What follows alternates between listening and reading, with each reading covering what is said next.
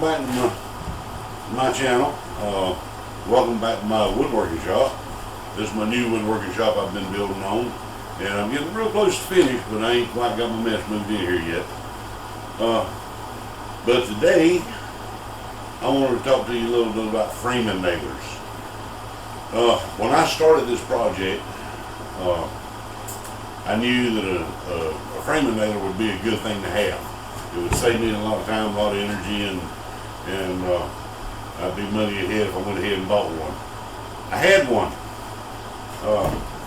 years and years and years ago. I picked it up second hand, but this is my original Bostitch framing nailer. As you can tell, this old girl's been here a while. Probably come across it on the Mayflower.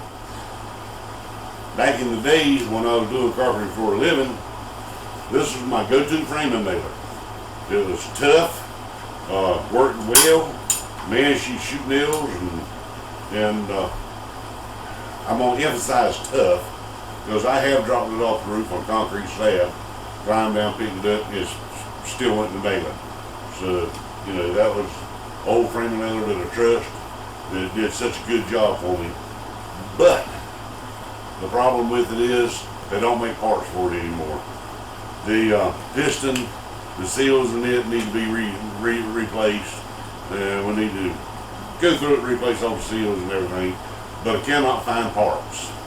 So when this project started, I set out, was going to get me a framing nailer, but I'm a Bostitch fan. Don't get me wrong, pass load's fine. Pass load makes a great tool too, but I just like the operation of Bostitch over pass load. That's why I go with Bostitch.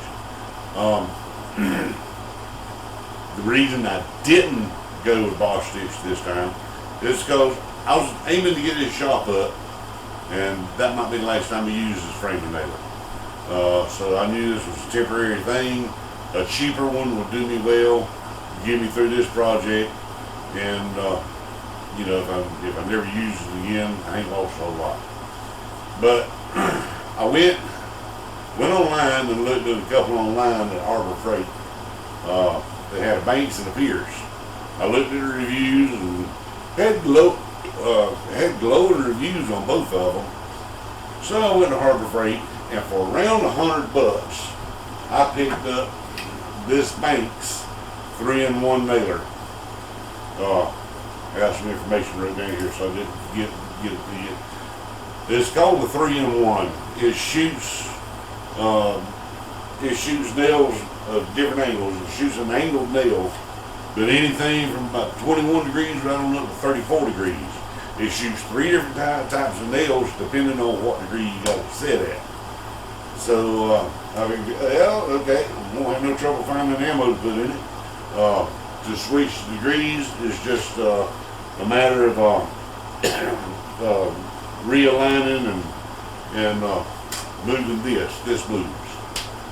But it also shoots one at a time, or to shoot a sequential, like tap shooting, bat, bat, bat, bat, bat.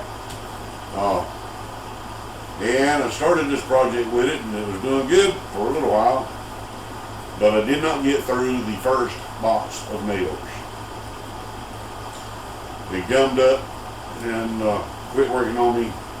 I tried to clean it up some so it would keep going, but it shoot a few more nails and it stopped up again. So I can't handle that.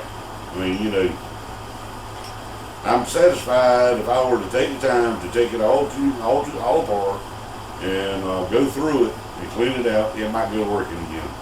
But I'm not into all that. I didn't have time to mess with it. I was trying to get this project up, weather was coming in, and I had to get a roof on it. So I went back to Harbor Freight and picked up the Pierce. Now the Pierce won't shoot as many different nails, but that's okay. It's still it's still a good gun. It'll still do one at a time, or you can tap shoot it. What can I tell you about it? Magnesium body is lightweight. I can swing this gun all day long and it won't tire me out. The banks, don't remember exactly the price I gave for it, but it was right around $100, give or take. The Pierce you can pick up for around $175, $180. What made me so mad when we went back and got the Pierce is it dawned on me I could have, for what I spent in this gun and that one, I could have gone and bought a new Bostitch. And a Bostitch is starting somewhere around $275 to go up from there, depending on where you get it. But I decided to give the Pierce a chance, brought it home, started using it. So far, so good. It finished up that box of nails, went through another box of nails, and now I've used 2 or 3 boxes of nails through it, and it's still doing it, it's still going strong. And as far as nailing, let me get you over here. It does what a nail gun's supposed to do. I can send it to multi-shoot.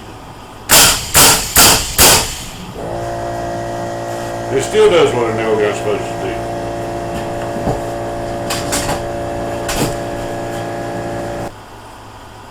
Okay, time to wrap up. I like to do these videos because if I get caught in the ditch, I won't be able to tell you how to get out of it like I did.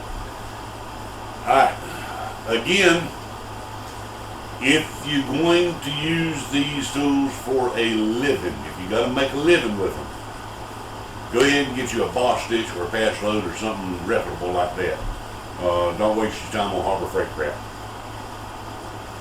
But if you just got one project you want to knock out of the way real quick, or if you just a do-it-yourselfer that's going to build a little shed every once in a while, then the Pierce is going to make you a fine nail gun. Don't waste your money on the banks. Go ahead and spend that extra $75 to get the Pierce. You'll be well more pleased with it down the line. So that pretty much wraps it up. And I know you can tell from the wall behind me that I am a DeWalt fan, but that's for a different video. If you like for me to cover some of these power tools that I'm used to, that I have used, be sure to leave me a comment. Tell me which ones you're interested in. And I'll go through my stack and see if I got anything that matches what you're asking about. And if you have any comments, ugly remarks, or any suggestions, or if you like the video, by all means, leave us comments. I like comments. Comments is how I know that you're engaging in the video. Other than that, go ahead and hit that like, subscribe, and ring that bell, and all that kind of good stuff. And y'all keep the projects tight. We'll see you on the next one.